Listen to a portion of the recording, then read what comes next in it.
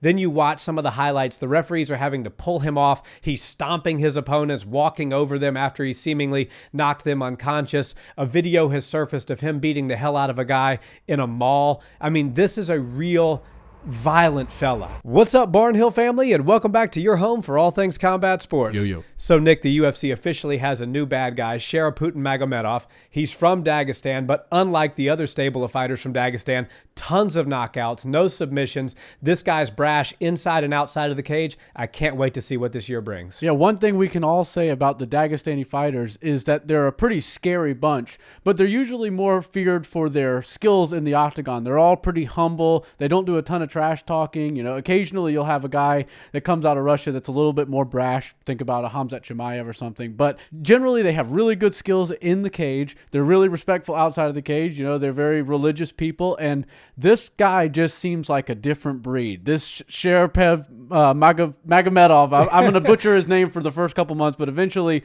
once I hear John Anik say it, I'll probably wind up getting it right. I just think that this guy might be one of the scariest people that we've seen. He literally looks like somebody that came off of a Mortal Kombat video game. From the looks to the fight style to where he comes from, doesn't speak a lick of English as far as I've heard, and that sort of stuff's quite intimidating. It definitely is. And then when you look at his resume, first of all, he's undefeated. Second of all, there's some disparity about how many wins he actually has, which adds some interest and cloud to his whole situation. You know, some people say he's 11-0, other people say he's 17-0, and that 5 or 6 of those fights happened in unsanctioned sort of events. So there's a cool backstory there. But then when you go down the list on SureDog, how this guy wins his fights, it's hook kick to the face, knees to the body, knees to the face, punches, elbows. He's clearly got a very dynamic striking style. Then you watch some of the highlights. The referees are having to pull him off. He's stomping his opponents, walking over them after he seemingly knocked them unconscious. A video has surfaced of him beating the hell out of a guy in a mall. I mean, this is a real violent fella, and he's a very skilled fighter. And I think we're going to see at 170, because he is a welterweight, some real moves and shakes happen with this guy this coming year. Yeah, and I think all that stuff is great. It's a selling point. You know, you have this guy who's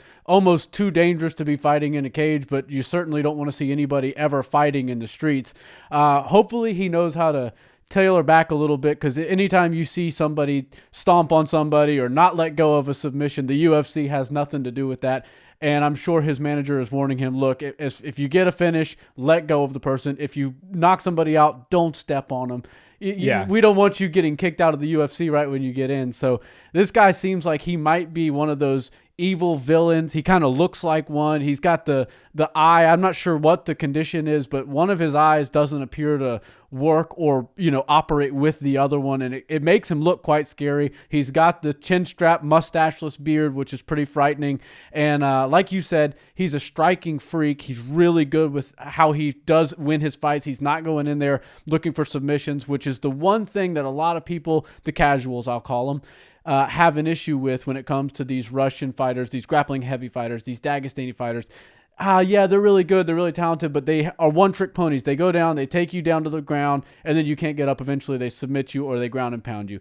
This guy's not doing any of that. He's keeping it on the feet. He's absolutely what the UFC is looking for. And one thing I do like that the UFC is doing right now is now more than ever, it feels like they are truly scouring the earth looking for the scariest people on the planet. Definitely. The best fighters. Look at Alex Pereira. He was nobody. He was relatively unknown in the MMA world just a couple of years ago. Now he's the champion of the world. He looks very scary. He just beat one of the pound-for-pound greatest fighters the UFC's ever really had, not Adesanya.